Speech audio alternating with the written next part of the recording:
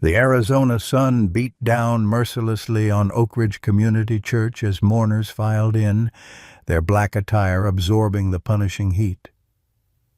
Inside, 8-year-old Emily Wilson lay motionless in her open casket, her blonde hair carefully arranged around her pale face. James Wilson stood rigid beside his daughter's body, one hand gripping the leash of Max, the large German shepherd who hadn't eaten since Emily collapsed 3 days ago. "It's time to say goodbye," Pastor Michael whispered, placing a gentle hand on James's shoulder. Without warning, Max lunged forward, the leather leash burning through James's palm as it slipped away. Several mourners gasped as the massive dog bounded toward the casket, powerful legs launching him up and over the polished wood barrier. "Get that animal out of here," someone shouted as Max stood over Emily's body, his paws pressing against her chest, his muzzle nudging insistently at her throat. "James, please," Sarah sobbed as security moved forward. That's when Emily's finger twitched, and the impossible happened. The Wilsons weren't always a family of 3 plus 1 German shepherd. For years, it had just been James, Sarah, and their daughter Emily in their modest ranch house on the outskirts of Oak Ridge, Arizona.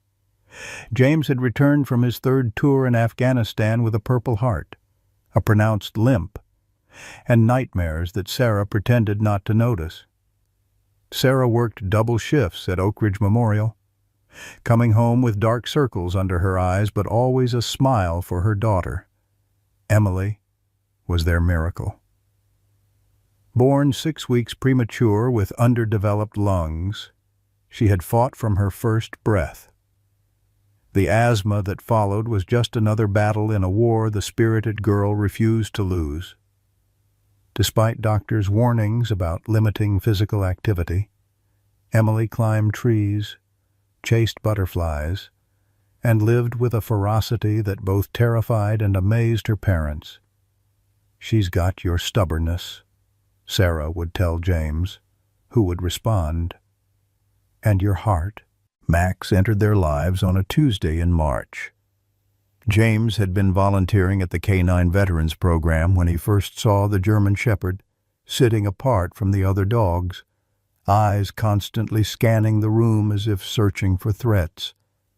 The handler explained that Max had been found beside his partner's body after an IED explosion, refusing to leave despite his own injuries. The dog had saved 3 other soldiers before being forcibly evacuated. "He's having trouble adjusting to civilian life," the handler said, "just like some of you boys." Something in the dog's vigilant posture and haunted eyes spoke to James. Both had seen too much. Both had lost too much. Sarah had reservations. Another mouth to feed. James, and with Emily's condition. But from the moment Emily laid eyes on the massive dog, it was decided. Max, tense and alert with everyone else, softened under the girl's touch. When she had her first asthma attack with Max present, the dog positioned himself against her back, supporting her until her breathing steadied. Mrs. Abernathy, their 78-year-old neighbor with hands gnarled from arthritis and a mind sharp as a tack, watched the bond develop from her porch swing. "That ain't just a dog," she declared to anyone who would listen. "That's a guardian angel with fur and 4 legs. Mark my words." No one in Oak Ridge could have imagined just how prophetic those words would become. The day Max arrived at the Wilson home remained vivid in James's memory. The German shepherd had walked cautiously through each room, his nails clicking on the hardwood floors, nose twitching at unfamiliar scents. Sarah had kept her distance, arms crossed, wondering if they'd made a mistake bringing an animal with combat trauma into their home. Emily, though, showed no such hesitation. "He's scared," she whispered to her father, her small hand reaching slowly toward the dog. James moved to stop her. Max's file had specifically warned about sudden movements, but something made him pause. Max lowered his massive head, amber eyes fixed on Emily's blue ones. The dog's tail, which hadn't wagged since James had met him, gave a tentative sweep across the floor. "See, Daddy, he just needs friends." That first night, they'd prepared Max's bed in the garage, equipped with blankets and water. By morning, they found the dog had somehow managed to open the connecting door and was sleeping beneath Emily's bed, his body positioned directly under her breathing form. Sarah had been furious, but Emily's giggle, rare since her last hospitalization, melted her resolve. "He's protecting me from the monsters, Mom." The transformation in Max over the next week surprised even the K9 program handlers who checked in periodically. The dog, who had refused to engage in training exercises, now sat patiently as Emily taught him to shake and speak. The shepherd, who had growled at male visitors, now accepted treats from the mailman. Yet some habits remained. Max's alertness never fully disappeared. His eyes constantly tracking movement, his body always positioned between Emily and the nearest door or window. Only at night did Max's past resurface. James often woke to whimpering from Emily's room, finding the dog twitching in his sleep, paws paddling frantically against imaginary desert sand. On those nights, Emily would slip from her bed to lie beside him on the floor, her small hand stroking his fur until the nightmare passed. "He's dreaming about his soldier friend," she told James once. "The one who didn't come home." James never asked how she knew about Lieutenant Rivera. The first time Max saved Emily was 3 weeks after his arrival. A sudden dust storm had triggered her worst asthma attack in months. Sarah was at work, and James had stepped outside to secure the backyard furniture when he heard Max barking with an urgency he'd never displayed before. He rushed inside to find Emily wheezing violently, her inhaler just out of reach where it had fallen beneath her bed. Max was nudging her repeatedly, trying to keep her upright, preventing her from slipping into unconsciousness. Later at the hospital, Dr. Peterson had regarded the dog with newfound respect. "If she'd been alone much longer," he'd said, letting the implication hang in the antiseptic air. After that, Sarah didn't complain about Max sleeping in Emily's room. Mrs. Abernathy took to bringing over beef bones and homemade dog biscuits. "My Harold was a military man, too," she told James while watching Max and Emily play in the yard. "Animals know things we don't. That dog senses when her breathing changes before you humans can hear it." Life fell into a rhythm. James found work as a security consultant. Sarah was promoted to head nurse. Emily's asthma stabilized with new medication. Max became a neighborhood fixture, walking Emily to and from the school bus, waiting patiently outside the bathroom door, carrying her backpack in his mouth on hot days when the weight made her breathing labored. The day everything changed began ordinarily enough. Late June heat had settled over Oak Ridge like a wool blanket, the temperature climbing past 100 degrees before noon. Emily, on summer break and restless despite the heat, had been flying a kite in the backyard, a butterfly design James had helped her build from a kit. "Lunch in 20 minutes, Sarah called through the kitchen window. Emily waved acknowledgement, her attention fixed on the colorful kite dancing above the large pecan tree that provided the yard's only real shade. James was helping Sarah prepare sandwiches when they heard the kite string snap. Through the window, They watched the butterfly kite catch on the highest branches of the pecan tree. Emily's disappointed, "Oh no," drifted through the open window. "I'll get the ladder," James said. But Sarah stopped him. "Finish cutting these tomatoes. I'll help her after lunch." Neither noticed Emily dragging the small stepladder from the garden shed. Neither saw her beginning to climb the gnarled trunk. Neither heard the branch crack. Max did. The dog's bark changed from his usual friendly tone to something James hadn't heard since Afghanistan, the sharp, insistent warning that signaled immediate danger. The sound froze James's blood before he even consciously recognized it.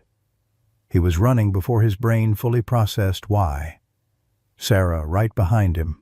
They found Emily crumpled beneath the tree, Max frantically pawing at her face and throat. Her lips were turning blue, her chest heaving in desperate, failed attempts to draw breath. "Get him away from her!" Sarah screamed, dropping to her knees beside her daughter. James pulled Max back, misinterpreting his actions as aggression. The dog fought against his grip with a desperation James had never seen, even in his worst episodes. Something fell from Emily's mouth, something small, but in the panic of the moment. Neither parent noticed. "She's not breathing," Sarah said, her nurse's training taking over as she tipped Emily's head back. "Call 911. As James fumbled for his phone, his eyes locked with Max's. The dog wasn't looking at Emily anymore. He was staring directly at James, making a strange motion with his head, pawing at his own throat. In that moment, with his daughter dying before him, James couldn't decode the message in those desperate amber eyes.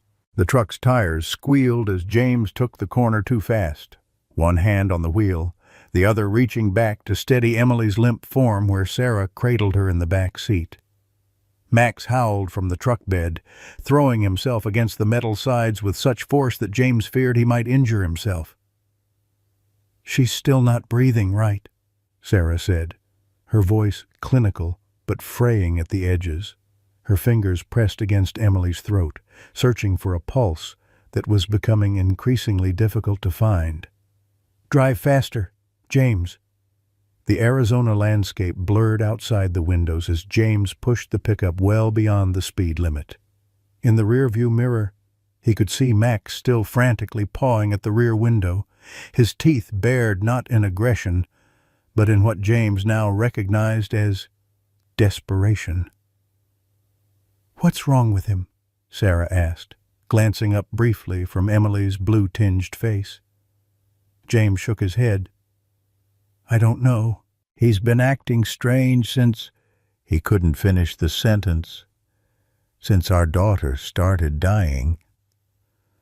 The thought was too enormous to voice. Oak Ridge Memorial's emergency entrance loomed ahead.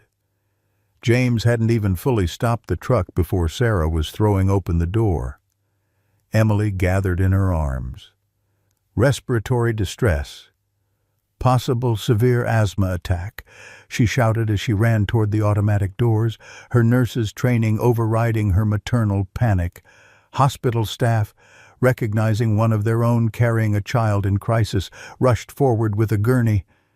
James fumbled with his seatbelt, hands shaking so badly he could barely release the clasp.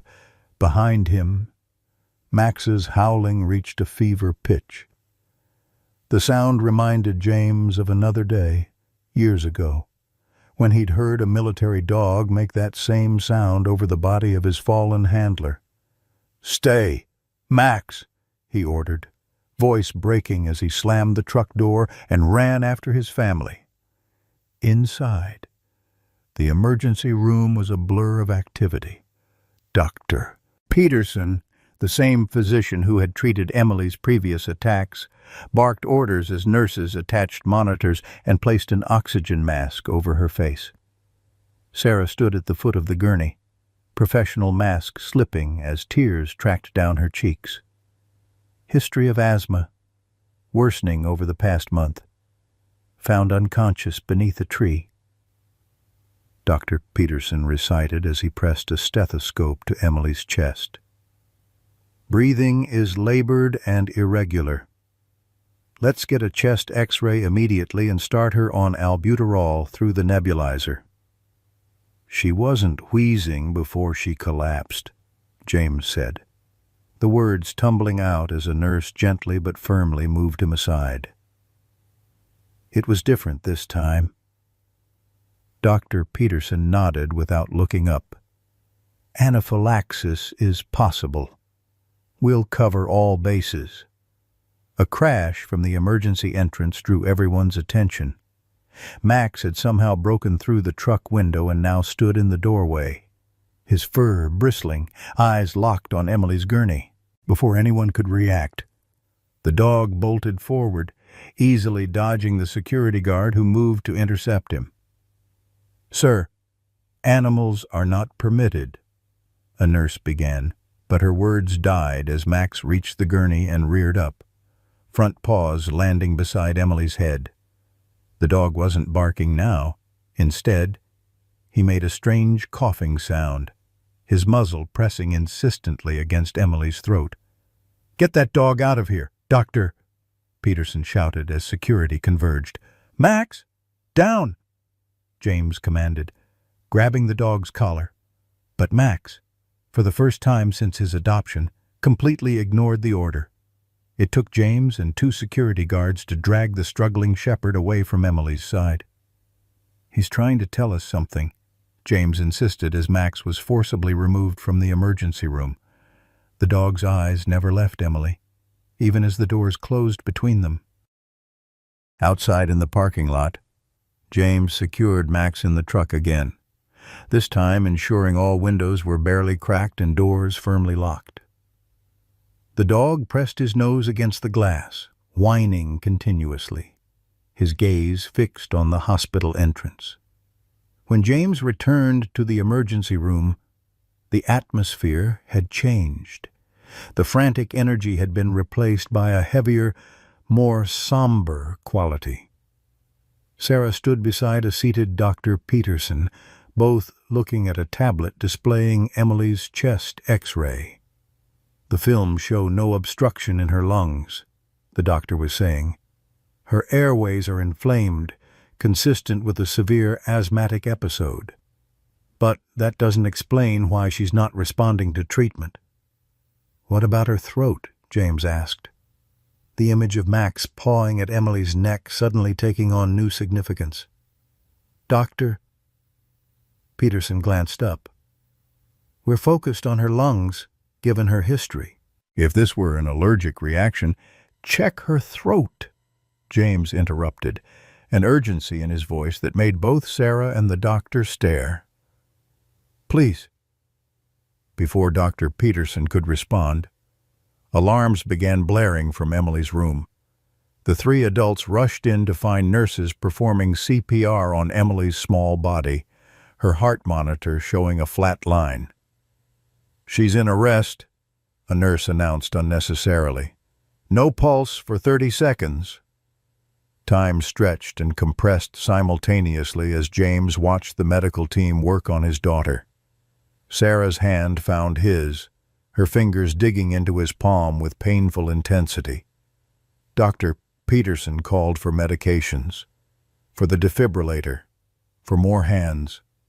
Outside, Max's howling reached a crescendo that could be heard even through the hospital walls. After 27 minutes of resuscitation efforts, Dr. Peterson stepped back from the bed, his face drawn and aged. "I'm sorry," he said, the 2 words falling like stones into the sudden silence. "We've done everything we can." Sarah collapsed against James, her body racked with sobs. James stood rigid, unable to process the words, unable to look at the still form of his daughter on the bed, surrounded by discarded medical equipment that had failed to save her. "Time of death, 1:42 p.m., Dr. Peterson said quietly to the nurse recording the events. As if on cue, Max's howling outside abruptly stopped. The silence that followed was broken by the arrival of Mrs. Abernathy, who had followed the ambulance to the hospital after seeing the commotion at the Wilson home. "What happened to that child?" she demanded. Her weathered face creased with concern as she took in the scene. "Asthma attack," Dr. Peterson began, but Mrs. Abernathy was already shaking her head. "That dog was trying to tell you something," she said, echoing James's earlier words. "In all my 78 years, I ain't never seen an animal act like that unless something wasn't right." Dr. Peterson sighed, the weight of the failed resuscitation evident in the slump of his shoulders. "Mrs. Abernathy, with all due respect—" "Where is Max now?" the old woman interrupted, turning to James. "In the truck," he answered numbly. Mrs. Abernathy's gnarled hand gripped his arm with surprising strength. "Something ain't right here," she whispered. "That dog knows." Retry HT. The Wilson home, once alive with Emily's laughter and Max's protective presence, now stood silent as a mausoleum. James sat on the porch steps, a half-empty bottle of whiskey beside him, watching as the sun sank below the horizon in a blaze of orange and crimson. Inside, he could hear Sarah moving mechanically through the motions of arranging their daughter's funeral phone calls to relatives, discussions with the funeral home, selections no parent should ever have to make. Max lay at James's feet, having refused food for the second day straight. The shepherd's once alert ears now drooped, his eyes fixed on the driveway as if expecting Emily's return at any moment. Occasionally, he would raise his head and look questioningly at James, only to lower it again when no answers came. "I don't know what to tell you, boy," James whispered, his voice rough from unshed tears. "She's not coming back." The dog whined softly, then heaved himself to his feet and padded into the house. James heard his nails clicking on the hardwood as he made his way to Emily's bedroom, since returning from the hospital. Max had alternated between lying at James's feet and curling up on Emily's bed, his large body seeming to protect the empty space where she once slept. James took another pull from the bottle, welcoming the burn that momentarily distracted from the hollow ache in his chest. The rational part of his mind, the part trained through military discipline, knew he should be supporting Sarah, should be making arrangements alongside her. But every time he tried to engage with the reality of Emily's death, his mind recoiled like a hand from an open flame.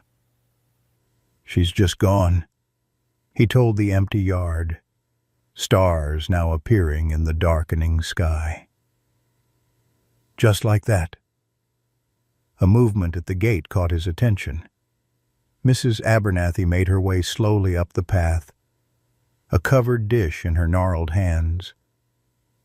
James straightened, hurriedly wiping his face and setting the whiskey bottle behind him. "Don't you hide that on my account," the elderly woman said as she approached. "If there was ever a time a man had the right to drink, it's when he's lost a child." James nodded gratefully, too exhausted for pretense. "Sarah's inside. I ain't here for Sarah right now. She's got her sister and the church ladies." Mrs. Abernathy lowered herself onto the step beside him with a grunt of effort. "I'm here because of what I saw at that hospital." James stiffened. "Mrs. Abernathy, I appreciate your concern, but that dog," she interrupted, pointing toward the house where Max had disappeared. "That dog was trying to tell you something, and nobody listened. Not the doctors, Not Sarah. Not even you. The accusation stung, but James couldn't deny its truth. He'd dismissed Max's behavior as panic, as an animal's inability to understand death. "He's just a dog," he said, the words sounding hollow even to his own ears. Mrs. Abernathy fixed him with a piercing look. "My Harold served in Korea. Had a dog in his unit, not a fancy trained one like your Max, just a mutt they'd adopted. That dog warned them about an ambush that would have killed every last one of them."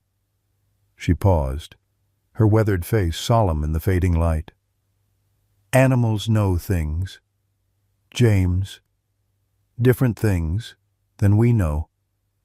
Inside the house, Max began to bark, not his usual alert, but a series of sharp, insistent sounds followed by a mournful howl.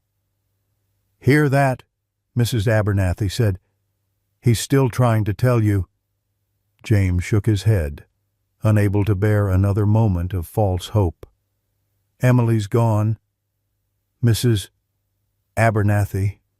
No amount of barking will bring her back." The old woman sighed and placed the covered dish between them.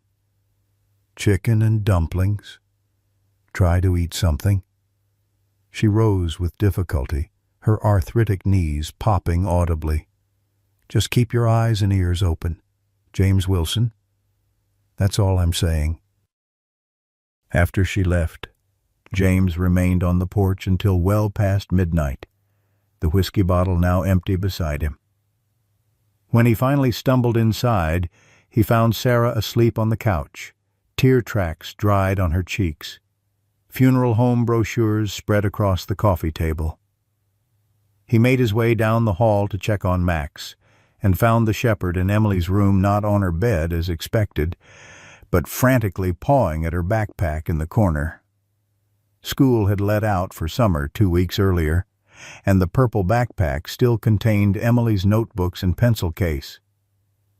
"Max, stop," James commanded, too drained to deal with destructive behavior. The dog looked up, and in the dim light from the hallway, James could swear he saw an almost human desperation in those amber eyes. Max barked once, then grabbed the backpack by its strap and dragged it toward James. "Drop it," James ordered, his military tone returning automatically. Max obeyed, but immediately nosed the backpack toward James's feet, whining insistently, too exhausted to argue with a dog.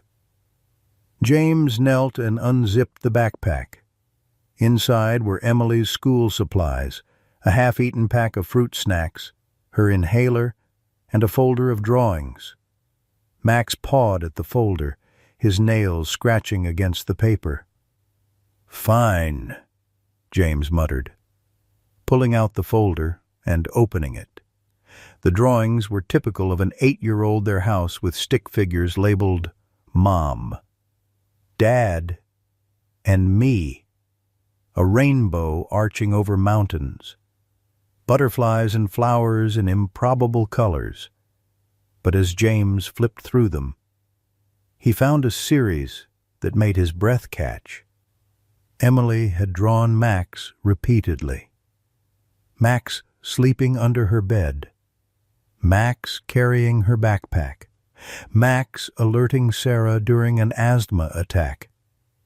And then, most disturbingly, a drawing of herself lying under the pecan tree with Max standing over her, his paws at her throat. She had written "Max helps" in large, uneven letters across the top. James stared at the drawing, a cold sensation spreading through his chest. When had she drawn this? The date in the corner read June 15th, a full week before her death. "What were you trying to tell us, he whispered. Max whined again, then trotted out of the room. James heard the dog's nails clicking down the hallway. Then the sound of the dog door flapping. Curious, despite his exhaustion, James followed. In the backyard, illuminated by moonlight, Max was digging frantically beneath the pecan tree where Emily had fallen. James approached slowly, a strange sense of dread and anticipation building in his chest. "What are you doing, boy?" Max stopped digging and looked up, then deliberately pawed at the disturbed earth. James knelt and brushed aside the soil, his fingers connecting with something smooth and round. He picked it up, turning it over in his palm. A pecan, unshelled, about the size of a large grape. Another memory surfaced, Max pawing at Emily's throat as she lay beneath the tree, making that strange coughing sound in the hospital. James stared at the nut, then at Max, understanding dawning with horrifying clarity. "She was choking," he whispered. "She wasn't having an asthma attack. She was choking on this." Max barked once, as if in confirmation. James sank to his knees, the pecan clutched in his fist, as the full implication hit him. Emily hadn't died from asthma. She had climbed the tree, perhaps put a pecan in her mouth while using both hands to climb, and fallen when she began to choke. The doctors, assuming her respiratory distress was asthma-related, had focused on her lungs, not her throat. And Max had known all along. The next morning, James showed Sarah the drawing and the pecan. She stared at them for a long moment, her face pale and drawn. "That's not possible," she finally said. "Dr. Peterson would have checked her airway." "Would he?" James challenged. "Or would he assume it was asthma because of her history? You said yourself they only x-rayed her chest." Sarah pressed a hand to her mouth, fresh tears welling. "If you're right, then she might have—" She couldn't finish the sentence. "She might have been saved." James completed grimly. "If we'd listened to Max—" The revelation did nothing to bring Emily back, but it changed something in the atmosphere of the Wilson home. Sarah called the funeral home, requesting a delay of 24 hours before the service. James called Dr. Peterson, who defensively insisted all proper protocols had been followed but agreed to review Emily's case. Max, as if sensing the shift, began eating again.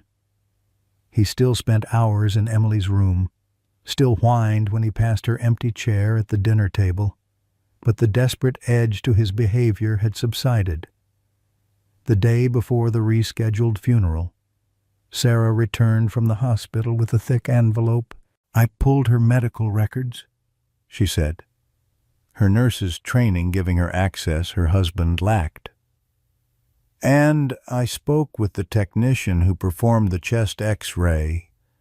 James looked up from where he sat cleaning Max's coat, the first normal activity he'd managed in days. "And they never examined her throat." Sarah confirmed, her voice tight with controlled anger. "Not once. Not during intake. Not during treatment. Not even after." She swallowed hard. "Not even after she was pronounced." James nodded, a grim vindication settling over him. "What do we do with this information?" Sarah set the envelope on the table with deliberate care. "Right now, we bury our daughter. After that," her voice hardened, "after that, we make sure this never happens to another child." The viewing was scheduled for the following morning at Oak Ridge Community Church. James and Sarah arrived early, Max sitting solemnly between them in the truck. They had debated whether to bring the dog, knowing many would consider it inappropriate.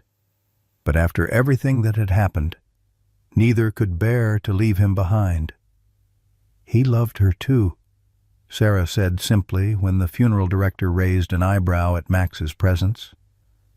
The man, wisely, did not argue.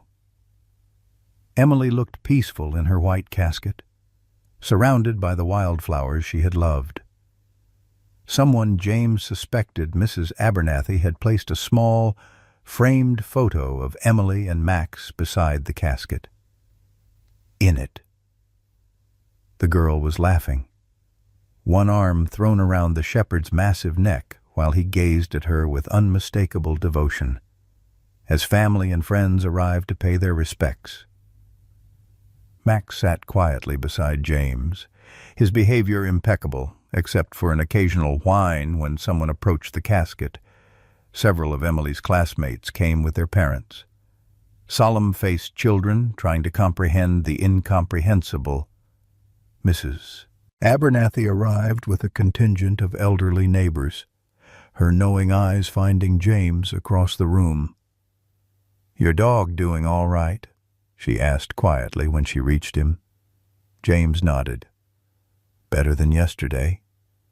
The old woman studied Max thoughtfully. "Funny thing about grief.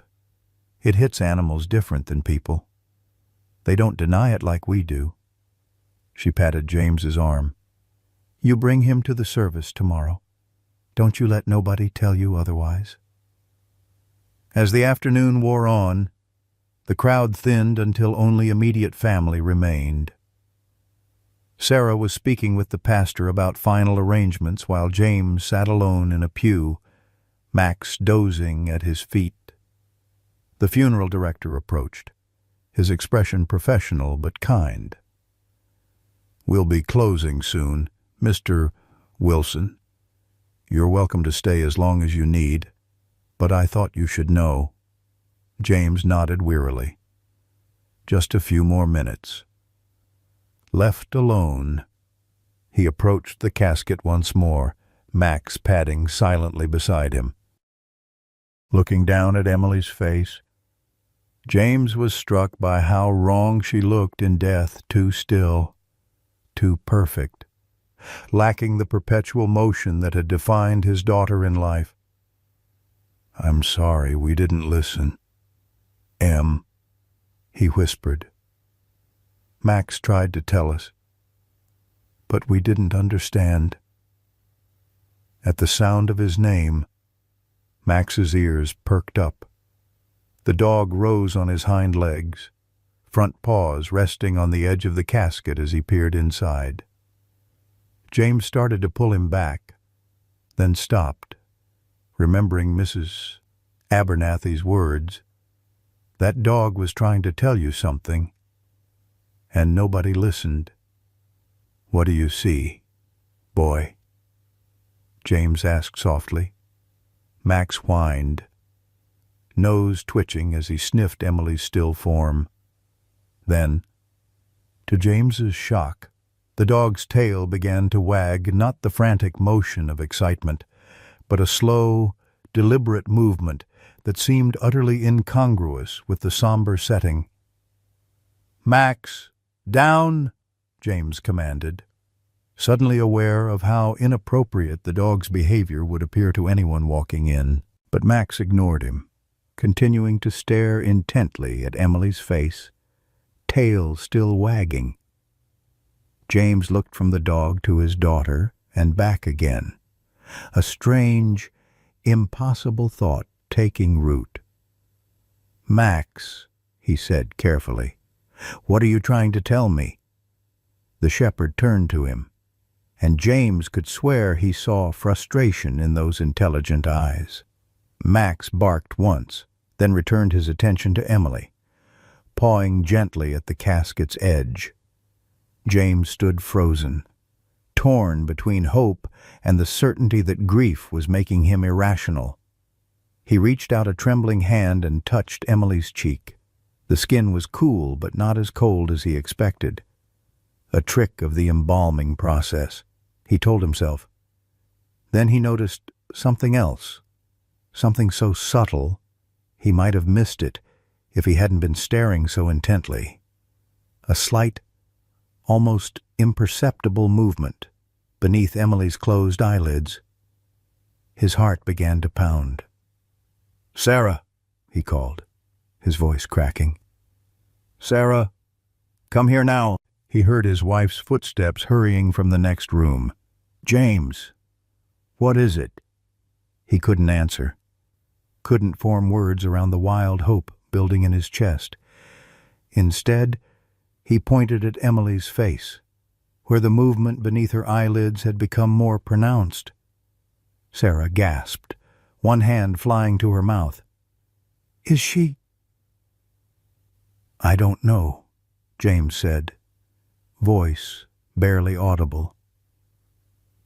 "But Max does."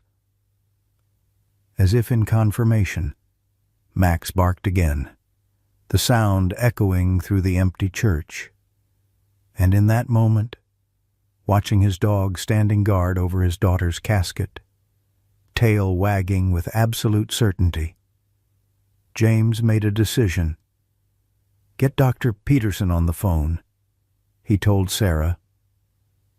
"Tell him to meet us at the hospital and call an ambulance." Sarah stared at him, caught between hope and fear. "James, if we're wrong, and if we're right," he countered. "If she's alive, and we do nothing." Sarah hesitated only a moment longer before pulling out her phone. As she dialed, James leaned over the casket, his lips close to Emily's ear. "If you're in there, Em," he whispered, "Max found you. He's bringing you home." The following morning, Oak Ridge Community Church was filled beyond capacity. Extra chairs had been brought in from the fellowship hall, and still people stood along the walls and spilled out onto the front steps. Emily Wilson had been popular, the kind of child who befriended everyone from classmates to crossing guards, and it seemed the entire town had come to say goodbye. James and Sarah sat in the front pew, Max positioned between them like a living barrier against the waves of sympathy that threatened to drown them. The German shepherd sat unnaturally still, his amber eyes fixed on the white casket at the front of the church. Only those who knew him well would notice the tension in his muscles, the subtle tremor that ran through his powerful frame. Pastor Michael approached the pulpit, his black robe stark against the colorful flower arrangements. "Friends and family," he began, his voice gentle, but carrying to the furthest corners of the sanctuary. "We gather today to celebrate the life of Emily Grace Wilson, taken from us far too soon." A collective murmur of agreement rippled through the congregation. In the third row, Mrs. Abernathy dabbed at her eyes with a handkerchief, her gaze occasionally shifting to Max with undisguised curiosity. "Emily was a light in our community," the pastor continued. "At only 8 years old, she demonstrated a capacity for joy and kindness that many adults never achieve. Her teacher, Mrs. Hancock, told me that Emily was the first to welcome new students, the most dedicated volunteer for classroom chores, and the child most likely to share her lunch with someone who had forgotten theirs." Sarah squeezed James's hand, a sad smile touching her lips at this accurate description of their daughter. James squeezed back, his other hand resting on Max's head. The dog had begun to tremble more noticeably, a low whine building in his throat. "Shh," James whispered, stroking the shepherd's ears. "Not yet." Pastor Michael gestured to Sarah, who rose and made her way to the pulpit. She had insisted on speaking, despite James's concern that it would be too difficult. "I need to do this," she had told him that morning. "For Emily, my daughter," Sarah began, her voice wavering before finding strength. "Loved life with an intensity that amazed me daily. When she was diagnosed with asthma at age 3, the doctors warned us to limit her physical activity. Emily's response was to declare that she would simply have to breathe twice as hard as everyone else." A gentle laugh rippled through the church, the kind born from recognition rather than humor. "But what I want to share today isn't just about Emily's spirit," Sarah continued. "It's about connections that transcend our understanding. Many of you know Max, our German shepherd." She gestured toward the dog, who had gone completely still at the sound of his name. "Max came to us as a wounded warrior, a military dog with scars both visible and invisible. Emily healed him in ways we couldn't, and in return, he protected her with a devotion that Her voice broke momentarily. "A devotion that I believe continues even now." A murmur of confusion passed through the congregation. James tensed, knowing what was coming. They had discussed this moment at length, weighing the risks of public ridicule against what they now believed to be true. "I know this sounds strange," Sarah acknowledged, "but Max has been trying to tell us something since Emily's collapse. As a nurse, I was trained to trust medical science above all else. As a mother—" She paused, gathering her strength. "As a mother, I'm asking you to witness something unusual today, something that may seem disrespectful, but that James and I believe is necessary." Pastor Michael shifted uncomfortably, but remained silent, honoring the agreement he had made with the Wilsons earlier that morning. "Before we proceed with the service," Sarah concluded, "we're going to let Max say his goodbye to Emily in his own way." She returned to her seat amid confused whispers. James stood, unclipping Max's leash from his collar. "Go on, boy," he said softly. "Show them." Max hesitated only a moment before padding forward, his nails clicking against the polished floor in the sudden silence. The congregation watched, some with open disapproval, others with teary compassion, as the German shepherd approached the white casket. Pastor Michael had opened the lid earlier for the viewing. Now, Emily's peaceful face was visible to all, surrounded by satin and flowers. Max rose on his hind legs, front paws carefully placed on the casket's edge, and peered inside. "This is inappropriate," someone whispered loudly from the middle rows. "That animal shouldn't—" "Hush up and watch." Mrs. Abernathy's voice cut through the sanctuary with surprising force for her age. Max stared intently at Emily's face, his tail beginning to wag slowly. Then, to the collective gasp of the congregation, he let out a single, sharp bark before leaning further into the casket. "James," Pastor Michael said, stepping forward with concern, "perhaps this isn't—" "Please," James interrupted, his voice tight with controlled emotion. "Just wait." A security guard stationed at the church entrance for crowd control began moving down the aisle. "Sir, I should remove the dog before he damages the—" James stood, positioning himself between the guard and Max. "You're not touching him." The tension in the church was palpable now. Some attendees shifted uncomfortably. Others leaned forward in fascination. Mrs. Abernathy had risen to her feet, her ancient eyes bright with anticipation. Max, oblivious to the human drama unfolding around him, had begun to make a strange motion with his paws against Emily's chest, pressing rhythmically while whining with increasing urgency. "He's going to damage her," the funeral director hissed from the side of the room. "This has gone far enough." Sarah had moved to stand beside James, forming a united front. "Just a little longer," she pleaded. "Please." The funeral director stepped forward, clearly intending to intervene, when Max suddenly changed tactics in a move that drew outraged gasps from many in attendance. The shepherd gently took Emily's arm in his mouth and tugged. "That's it." The security guard pushed past James, reaching for Max's collar.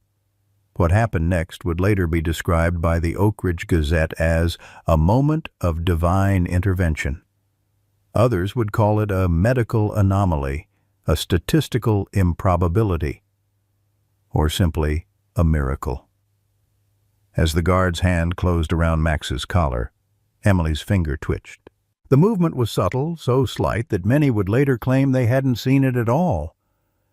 But for those in the front rows, including Pastor Michael, there was no denying what happened next.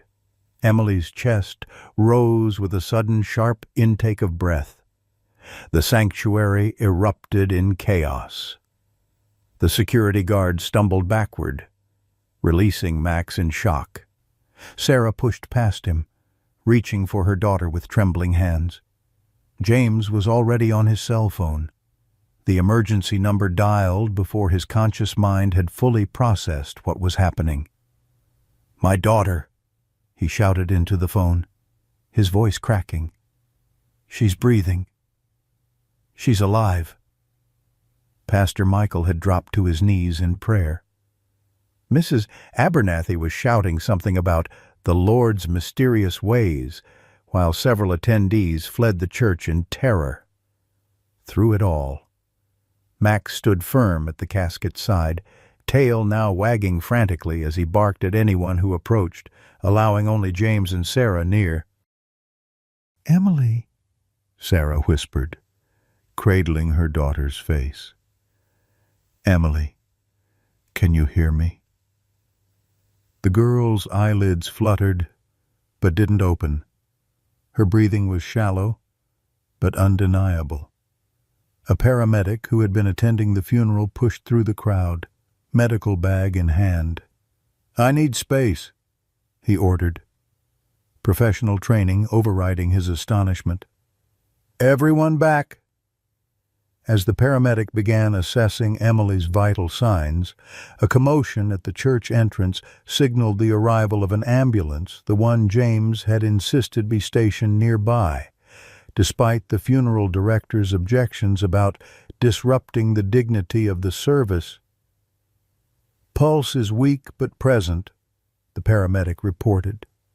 "Respiration shallow. She needs oxygen and transportation immediately."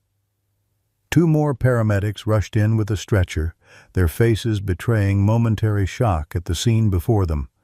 With practiced efficiency, they transferred Emily from the casket, the white satin lining now rumpled from Max's efforts. As they secured her to the stretcher, Emily's lips parted, and a small object fell from her mouth, bouncing on the church floor with a soft sound lost in the commotion. Max darted forward, nudging the object toward James with his nose. A pecan, unshelled, now slick with saliva. James picked it up with trembling fingers, understanding crashing over him like a wave. "She was choking," he said, his voice barely audible in the chaos. "All this time, she was choking." Sarah heard him, her nurse's training allowing her to grasp the implications immediately. "The X-rays," she whispered. "They only checked her lungs, not her throat." Dr. Peterson pushed through the crowd, his face ashen. He had arrived moments earlier, having been called by Sarah despite his insistence that they were giving themselves false hope. Now he stared at the pecan in James's palm, professional composure crumbling. "That's not possible," he began, but the paramedics were already moving, wheeling Emily toward the exit. "We'll sort out possible later," James said, pocketing the pecan. "Right now, my daughter needs a hospital." The congregation parted like the Red Sea, many still in shock, others already pulling out phones to spread the news. As the stretcher passed Mrs. Abernathy, the elderly woman reached out to touch Emily's hand. "The Lord works in mysterious ways," she said, her weathered face alight with vindication. "And sometimes his angels have 4 legs." Max trotted alongside the stretcher, refusing to be separated from Emily. When they reached the ambulance, one of the paramedics began to object to the dog's presence. "He comes with us," James stated in a tone that brooked no argument. "He's the reason she's alive." The ride to Oak Ridge Memorial was tense, the ambulance siren cutting through the late morning air as the paramedics worked to stabilize Emily. Her vital signs remained weak but persistent, her body functioning at the minimal level necessary for survival. In the cramped space, Max sat perfectly still between James's knees, his eyes never leaving Emily's face. "How is this possible?" one paramedic whispered to his colleague. "She was declared dead. The funeral was happening." "Lazarus syndrome," the other replied quietly. "Spontaneous return of circulation after failed resuscitation. It's rare, but documented." "Not this rare," the first argued.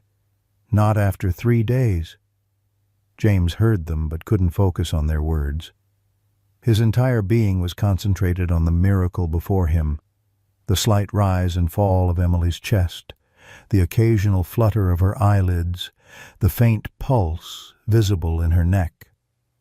Sarah sat opposite him, her professional demeanor temporarily abandoned as she alternated between stroking Emily's hair and monitoring the oxygen levels on the portable equipment. "James," she said suddenly, her voice tense. "Look." Emily's hand had moved, fingers curling slightly before relaxing again.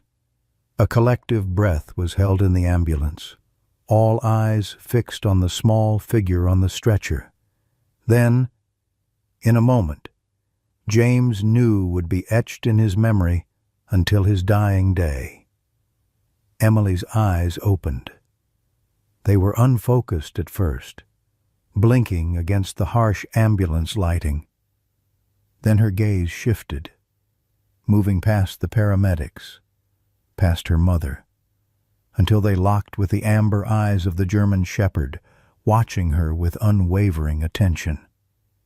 Emily's lips moved, forming a word without sound. Max whined in response, straining toward her despite James's restraining hand. "What is it, sweetheart?" Sarah asked, leaning closer. "What are you trying to say?" Emily drew a labored breath, her voice emerging as a whisper barely audible above the ambulance siren. "Max," she said. Max knew. Retry HT. Oak Ridge Memorial Hospital erupted into controlled chaos as Emily was wheeled through the emergency entrance. Staff who had attended her funeral just hours earlier froze in disbelief before training took over, transforming shock into medical precision. Dr. Peterson had arrived ahead of the ambulance, already assembling a specialized team to receive the girl everyone had believed dead. "I want a full respiratory workup, neurological assessment, and cardiac monitoring," he barked, the authoritative tone barely masking his shaken confidence. "And get Dr. Ramirez from neurology down here immediately." Sarah stayed at Emily's side, her nurse's ID badge ensuring no one attempted to separate her from her daughter. James followed with Max tight against his leg, the dog's presence drawing startled glances but no direct challenges. The story of what had happened at the church was already spreading through the hospital staff like wildfire. "Sir, I'm sorry, but the dog can't," a young nurse began, approaching James hesitantly. "He stays," Dr. Peterson interrupted, surprising everyone, including himself.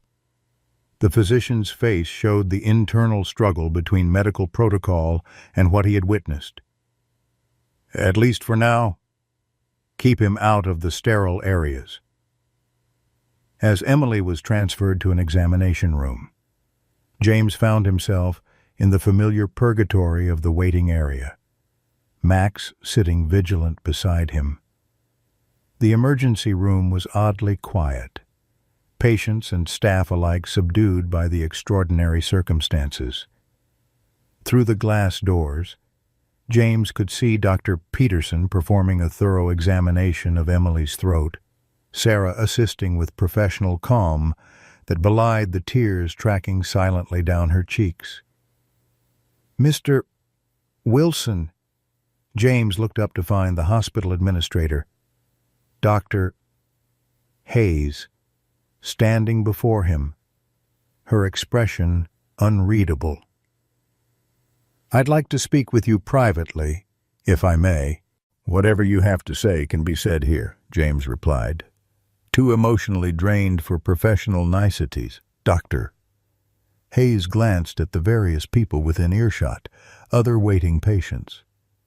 A janitor paused in his work, 2 nurses pretending not to listen. Her lips thinned with disapproval, but she nodded once. "We need to discuss what happened," she said, voice lowered despite James's dismissal of privacy. "From a medical and legal perspective, this situation is unprecedented in our facility." James felt a cold weight settle in his stomach. "Are you more concerned about my daughter's welfare or your hospital's liability?" "Both are legitimate concerns." Dr. Hayes replied with practiced diplomacy. "Emily was officially pronounced deceased. Death certificates were filed. Now we're facing questions about our procedures and protocols." "You should be," James said, anger finally breaking through his emotional exhaustion. "Your doctors never checked her throat. They assumed it was asthma because of her history. Even when my dog—" He broke off, the reality of what had happened hitting him anew. "Even when Max tried to show you otherwise." Dr. Hayes's professional mask slipped momentarily, revealing genuine distress. "Mr. Wilson, I can assure you that a full investigation will—" She was interrupted by Dr. Peterson emerging from the examination room, his face gray with what James immediately recognized as the aftermath of profound shock.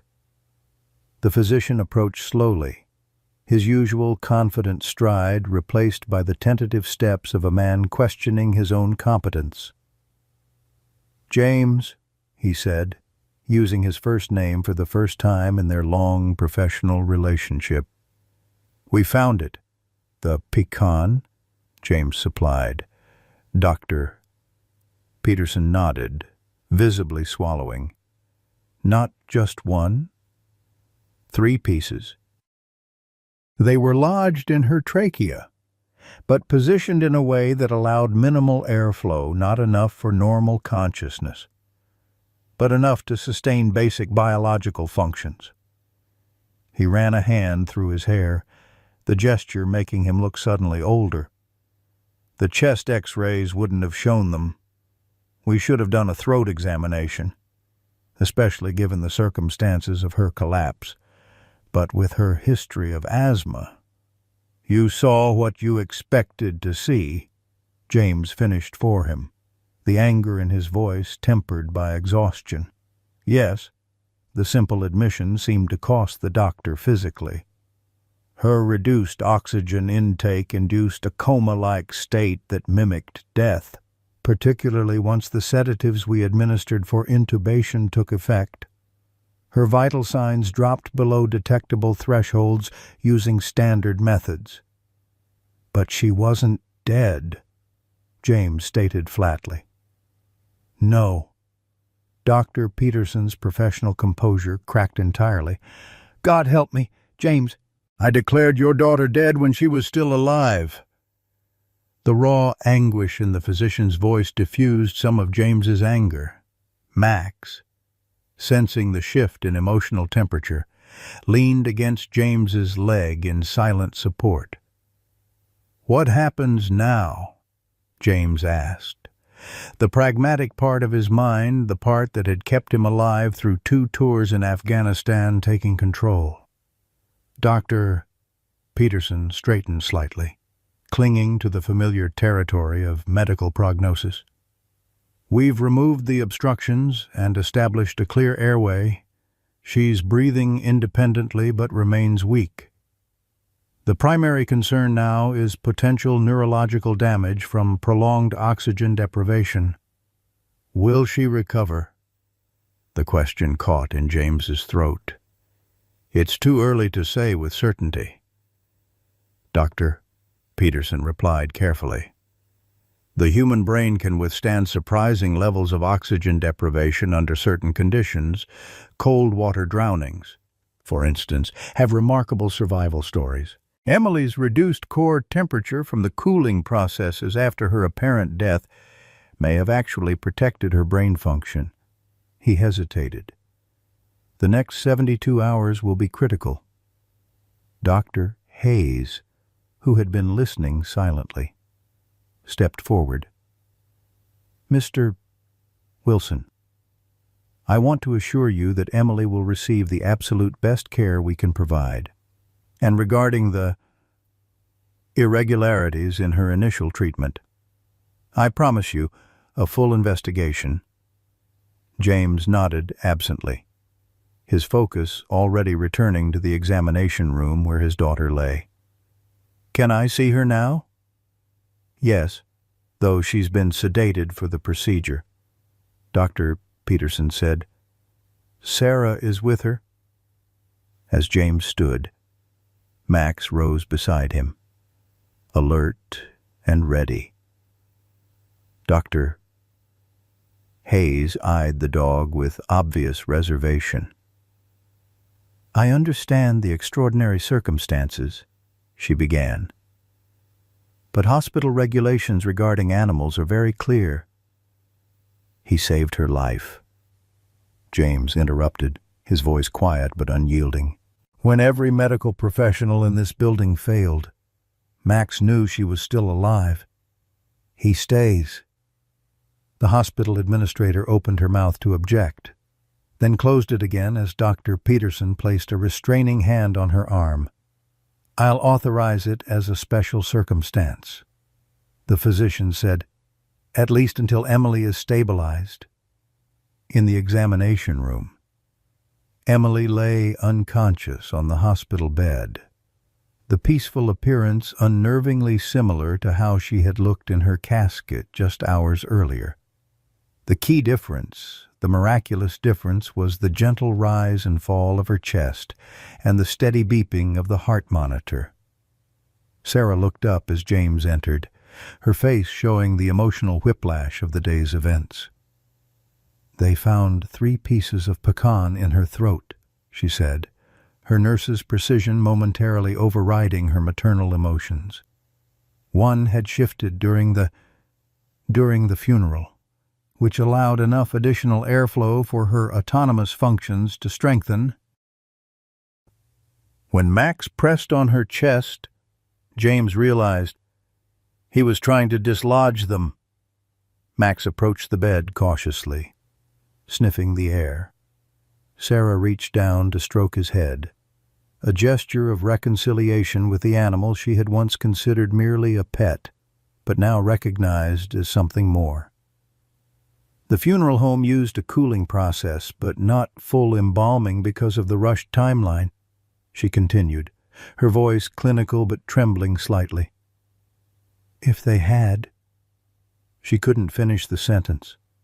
James took her hand, both of them contemplating the horrifying alternative outcome their daughter. Alive but helpless, subjected to embalming procedures. The thought was too monstrous to voice aloud. Dr. Peterson says the next 72 hours are critical, James said instead, focusing on the present challenge. Sarah nodded. Oxygen deprivation can cause brain damage. But Emily is young and was healthy before this happened. And there are cases, rare ones, where people have survived with minimal effects after being declared dead. Her professional knowledge provided a lifeline of hope to cling to. A soft whine from Max drew their attention. The German shepherd had positioned himself beside Emily's bed, ears pricked forward as he studied her face intently. As they watched, he raised his head and gave a single, definitive bark. "What is it, boy?" James asked, moving closer. Max wagged his tail once, then settled onto the floor beside the bed in a protective position, his body aligned with Emily's. "He's standing guard," Sarah said softly, "just like he always did during her asthma attacks." A nurse entered with additional monitoring equipment, stopping short at the sight of Max. "Is that—" "He's authorized," James said firmly. The nurse nodded uncertainly and went about her work, attaching additional sensors to Emily's small form. "Dr. Ramirez will be down shortly for the neurological assessment," she informed them. "In the meantime, Dr. Peterson has ordered an EEG to monitor brain activity." After she left, Sarah sank into the chair beside Emily's bed, the adrenaline of the past hours finally wearing off. "James," she said, voice barely above a whisper, "what if she's not the same when she wakes up? What if her brain was damaged?" James had been asking himself the same question, but hearing it voiced aloud made his chest constrict painfully. "Then we'll love her and take care of her, just like we always have," he answered, the only truth he could offer. Max raised his head at their conversation, amber eyes moving between them before returning to Emily's face with unwavering focus. The dog's certainty, his absolute conviction that had never wavered even when all human expertise had failed, provided a strange comfort. "He knows something we don't," Sarah said, following James's gaze to the shepherd. "He always has." Outside the examination room, they could hear the growing commotion as news spread throughout the hospital and beyond. The story of the girl who woke at her own funeral, saved by a military dog who refused to give up, was already becoming the stuff of local legend. Soon there would be questions, investigations, perhaps even legal consequences for the medical oversights. But in this moment, in the quiet of the examination room with only the steady beeping of the heart monitor as soundtrack, none of that mattered. Emily was alive. Against all odds, against medical certainty, against the very laws of nature as most understood them. Their daughter had returned to them. And Max, the broken warrior who had found healing in the love of a small girl, had been the instrument of her salvation. The news of Emily Wilson's miraculous awakening spread through Oak Ridge with the speed and force of a desert flash flood. By nightfall, local television vans had established a perimeter around Oak Ridge Memorial, reporters delivering breathless updates beneath the harsh glare of camera lights. Inside, the hospital administration had established a makeshift media center in the cafeteria, fielding questions they had no real answers for, while medical staff struggled to maintain normal operations amid the extraordinary circumstances. Emily remained sedated, her condition listed as critical but stable. A security guard had been posted outside her door, ostensibly for her protection, but James suspected it was equally to control the flow of information out of the room. Sarah had pulled professional rank to stay at Emily's bedside, while James alternated between the room and brief excursions to walk Max around the hospital grounds. During one such walk, beneath a sky turning purple with approaching dusk, James's phone rang. The caller ID showed Mrs. Abernathy's name. "How's our miracle girl?" the elderly woman asked without preamble when he answered. James sighed, the weight of the day's events pressing down on him. "Still unconscious. The doctors say it's partly from the sedation for the procedure and partly from the trauma. They're monitoring her brain activity."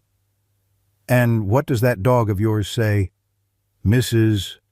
Abernathy's question held none of the skepticism it might have from others.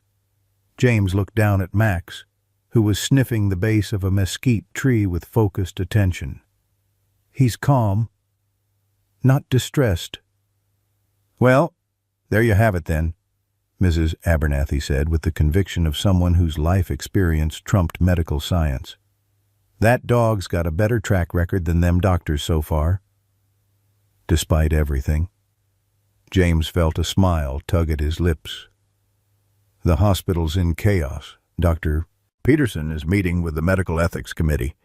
There's talk about an investigation by the State Medical Board." "Good," Mrs. Abernathy said firmly. "They ought to be investigated, declaring a living child dead because they were too set in their ways to listen." She paused. "Though that poor Dr. Peterson looks like he's aged 10 years today. Saw him when I was leaving the church." "He's taking it hard," James acknowledged, surprised to find himself feeling sympathy for the physician who had mistakenly declared his daughter dead. "He came by earlier to check on Emily. Looked like he hadn't slept in days. Guilt's a heavy burden," Mrs. Abernathy observed. "But not as heavy as what could have happened if your Max hadn't been so stubborn." The thought sent a chill through James despite the lingering desert heat. Max finished his inspection of the tree and returned to James's side, leaning against his leg in a gesture that had become familiar comfort. "I should get back inside," James said. "Sarah will need a break soon. You take care of your family." Mrs. Abernathy agreed. "And James, the whole church is praying for Emily, even Pastor Michael, who nearly fainted clean away when she took that first breath." After ending the call, James stood for a moment longer in the gathering darkness, Max a solid presence beside him. The hospital loomed behind them, windows illuminated in the dusk, each light representing countless human dramas unfolding within births and deaths, diagnoses and recoveries, ordinary medical routines, and, in one very special case, an event that defied easy explanation. "Come on, boy," he said finally. "Let's go back to our girl." When they returned to Emily's room, they found Dr. Ramirez, the neurologist, reviewing data from the latest EEG while Sarah watched anxiously over his shoulder. "Ah, Mr. Wilson," the specialist greeted him, his accent betraying his Colombian origins. "I was just discussing your daughter's latest readings with your wife." "And?" James asked. Max pressing close to his side, as if sensing the importance of the moment. "Dr." Ramirez gestured to the monitor displaying patterns of brain activity. "There is more responsiveness than I would typically expect, given the circumstances. The patterns here and here," he pointed to specific areas of the display, "indicate preservation of higher cognitive functions." "Meaning?" James pressed. "Meaning that while we cannot be certain until she regains consciousness, there are promising signs that Emily's brain has not suffered significant damage." The neurologist's cautious optimism was evident despite his professional reserve. "It is, frankly, remarkable, given the length of oxygen deprivation she experienced." Sarah's hand found James's, squeezing tightly. "He thinks she's going to be okay. James. Really okay." Dr. Ramirez held up a cautioning hand. "We must be careful not to create unrealistic expectations. However, I have seen cases, very rare cases, where the brain's plasticity and resilience surpass our medical understanding." He glanced at Max, who had moved to stand beside Emily's bed, his nose occasionally twitching as he monitored her scent. "Though I must admit, I have never seen circumstances quite like these." After the neurologist departed, promising to return in the morning, Sarah finally allowed herself to be persuaded to go to the hospital cafeteria for food. James took her place in the chair beside Emily's bed, Max settling on the floor beside him with a soft groan. "You did good, boy," James murmured, reaching down to stroke the shepherd's ears. "Better than any of us." Max's tail thumped once against the linoleum floor in acknowledgement. The room was quiet except for the steady beeping of monitors and the occasional footsteps passing in the hallway outside. James found himself studying his daughter's face, searching for signs of the vibrant, curious child he knew. In repose, with the hospital gown replacing funeral clothes and medical equipment surrounding her instead of flowers. Emily looked impossibly small and vulnerable. "I still don't understand how you knew," he said softly to Max. "How did you know she was still alive when everyone else was so certain?" Max raised his head, ears pricked forward, but of course offered no answer. Instead, he suddenly stood, attention fixed on Emily's face with renewed intensity. James leaned forward, hope surging. Emily, can you hear me?" For a breathless moment, nothing happened.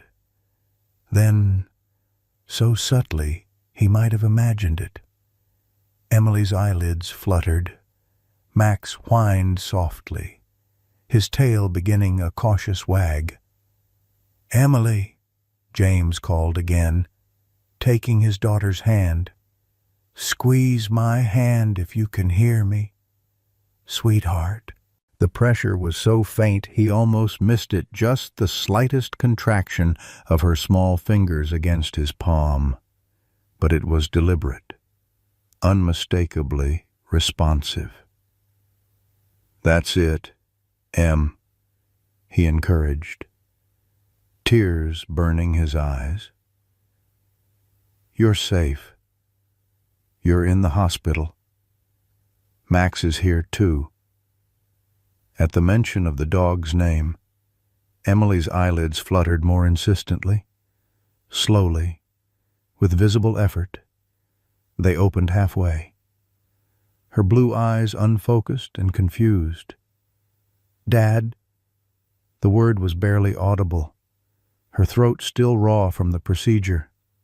"I'm here," James assured her, pressing the call button for the nurse. "Mom went to get some food. She'll be right back." Emily's gaze drifted around the room, gradually focusing on her surroundings. When she spotted Max, a small smile touched her lips. "Max," she whispered. The shepherd's tail wagged more vigorously, though he remained in place, seemingly understanding that jumping up would be inappropriate in his human's fragile state.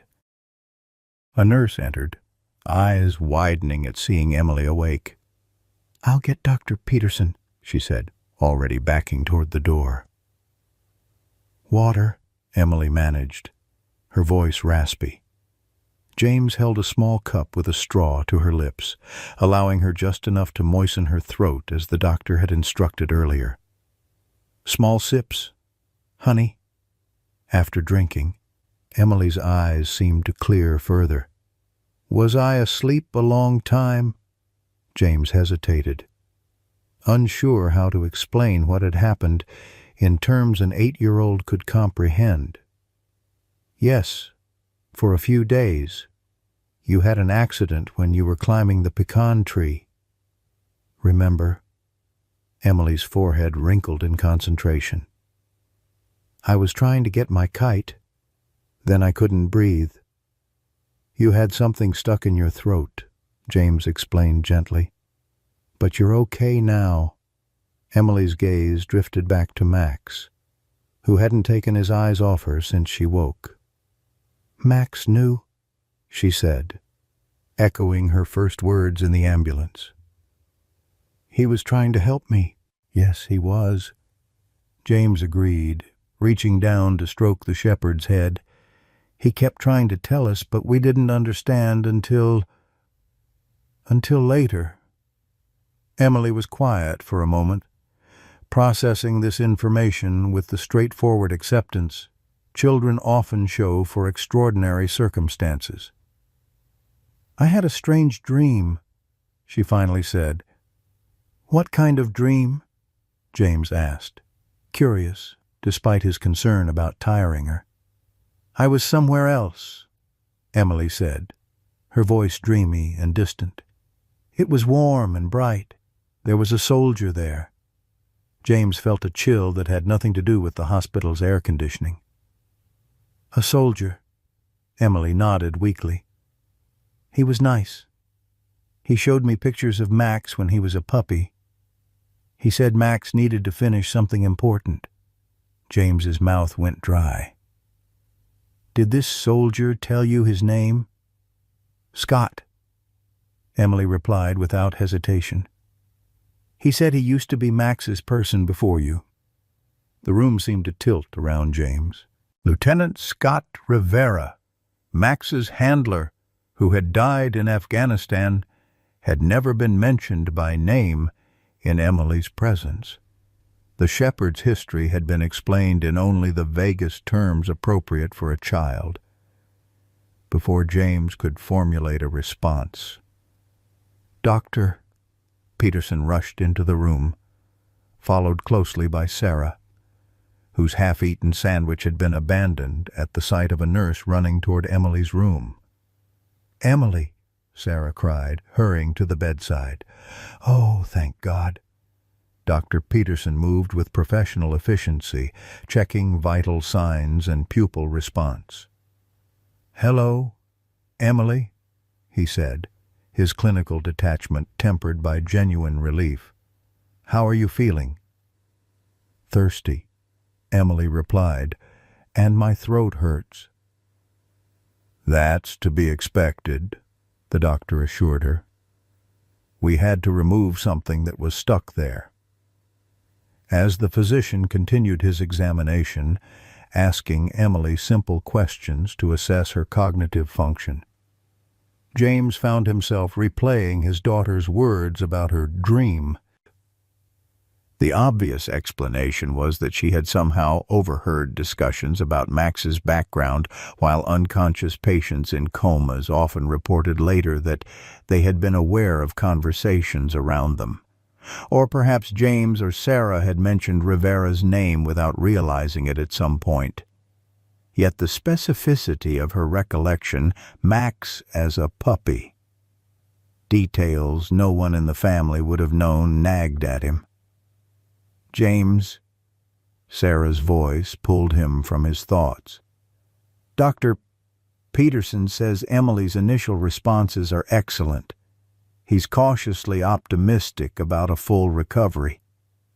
The physician nodded, allowing a small smile to break through his professional demeanor.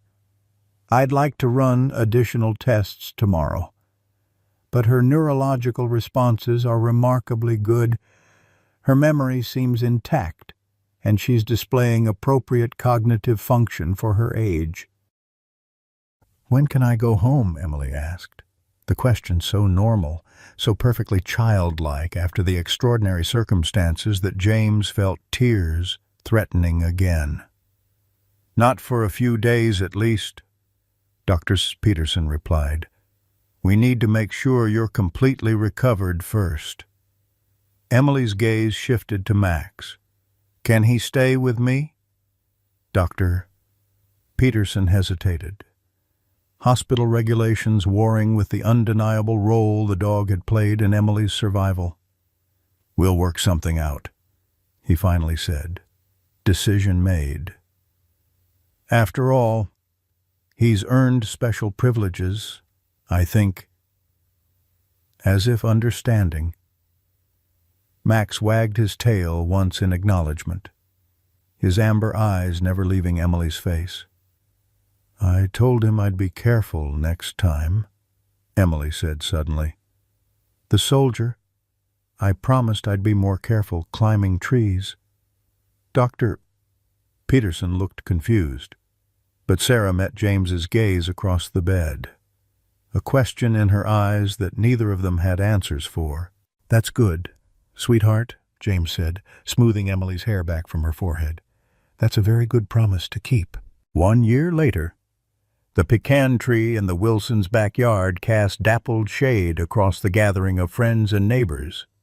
Folding tables draped with checkered cloths held an assortment of potluck dishes, while a banner strung between 2 branches proclaimed "Happy Miracle Day" in Emily's own colorful handwriting. The occasion, marking exactly 1 year since Emily had awakened at her own funeral, had become something of an unofficial holiday in Oak Ridge, a celebration of second chances and inexplicable blessings. Emily, now 9 and fully recovered, moved through the crowd with the confidence of a child who had glimpsed mortality and returned unscathed. The only visible reminder of her ordeal was the medical alert bracelet she wore, a precaution insisted upon by Sarah, who had become fiercely protective despite her efforts to give Emily a normal childhood. "Mrs. Abernathy, did you bring your famous apple pie?" Emily asked, pausing beside the elderly woman's lawn chair. "You know I did." "Sugar," Mrs. Abernathy replied, her gnarled fingers gently patting Emily's arm. "Wouldn't be a proper celebration without it." Max lounged nearby, his posture relaxed but eyes constantly tracking Emily's movements through the crowd. The German Shepherd had undergone a transformation almost as remarkable as Emily's over the past year. The haunted vigilance had softened into calm watchfulness, his PTSD episodes diminishing until they had all but disappeared. "That dog still doesn't let her out of his sight," Mrs. Abernathy observed as Emily moved on to greet other guests. James nodded, settling into the chair beside her. "Some things haven't changed, and some things have changed plenty," the old woman countered, gesturing toward where Dr. Peterson stood chatting with Sarah near the drinks table. "Never thought I'd see that man at a social gathering in your yard?" James followed her gaze. The physician's relationship with the Wilson family had evolved in unexpected ways following Emily's recovery. The initial tension, understandable given the circumstances, had gradually transformed into a cautious respect, then a genuine friendship. Dr. Peterson had spearheaded changes in the hospital's diagnostic protocols, using Emily's case as a powerful example of why assumptions could be dangerous in medicine. He brought her a book about veterinary medicine, James told Mrs. Abernathy. Says she asks the most insightful questions about animal behavior when she comes in for her checkups. Mrs. Abernathy smiled knowingly. That child's got a calling, mark my words. Some folks go through something like she did and come out the other side with a purpose. Across the yard, Emily had found her way to Max's side, kneeling to whisper something in the shepherd's ear.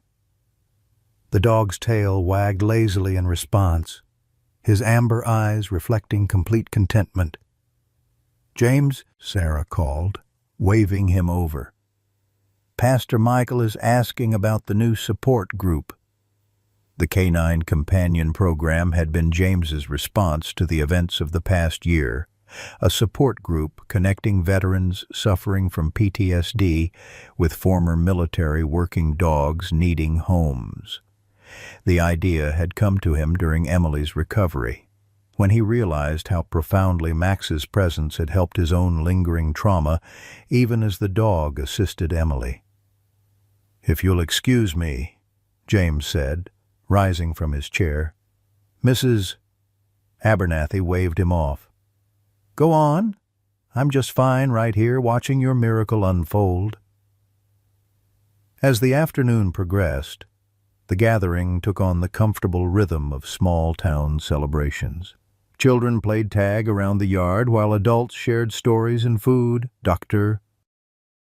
Peterson found himself drawn into a good-natured debate with the local high school science teacher about the limitations of medical knowledge, while Sarah supervised a craft table where younger children made dog-shaped paper cutouts.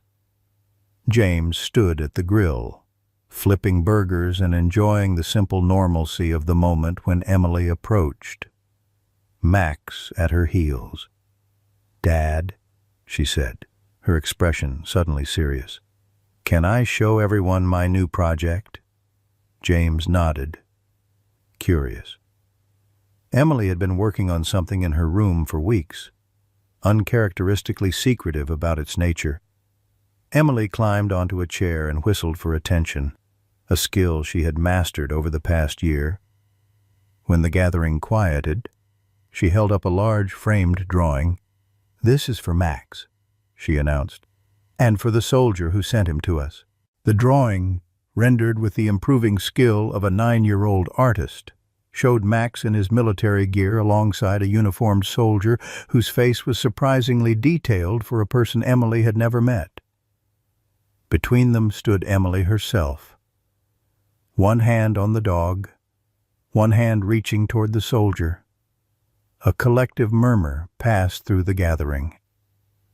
Those who knew Max's history recognized the significance immediately.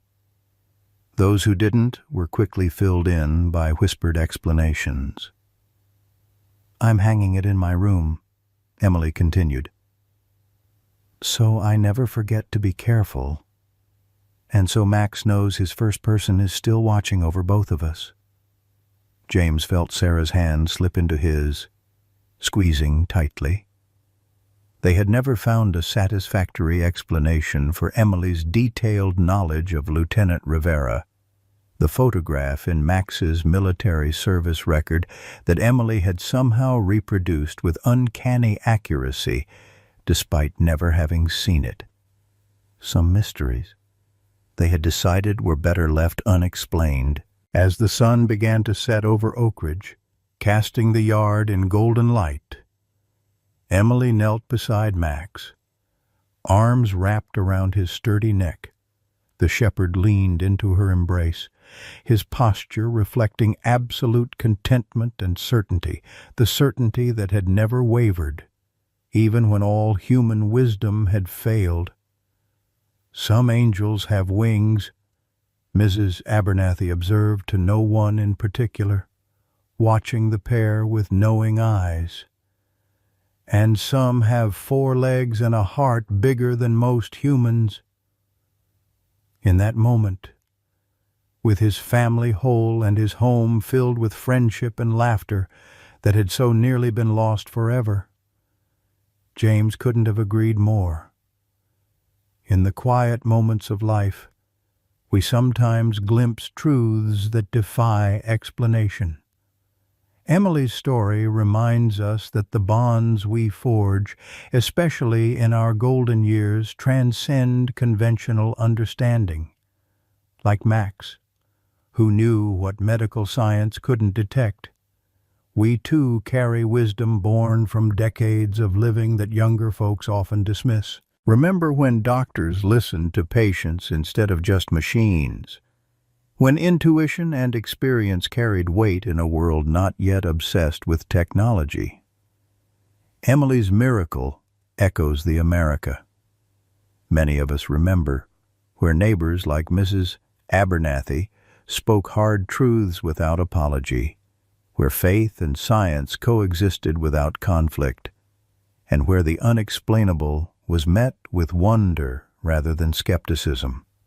As we navigate our senior years, often feeling increasingly invisible in a rapidly changing world, Max's steadfast dedication mirrors our own resilience. We've weathered loss, faced mortality, and emerged with a deeper appreciation for life's fragile beauty. Like James discovering purpose through tragedy, our accumulated wisdom and experience remain invaluable gifts we can share with younger generations.